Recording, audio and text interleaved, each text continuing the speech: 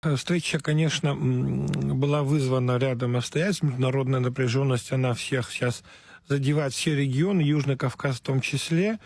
Вот. Ну и, естественно, здесь те вопросы, которые были запланированы задолго, и они находятся в сфере, в поле зрения Министерства иностранных дел.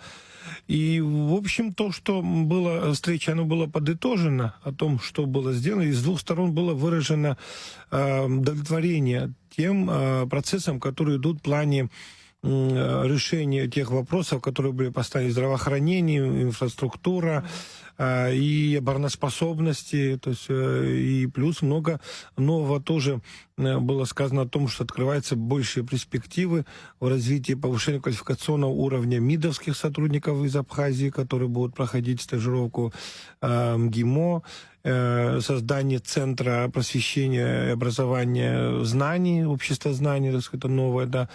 И, в общем, надо сказать о том, что высоко оценивается значимость Абхазии и Южной Осетии в тех условиях, которые сегодня имеем на Южном Кавказе, в плане активизации внешних игроков,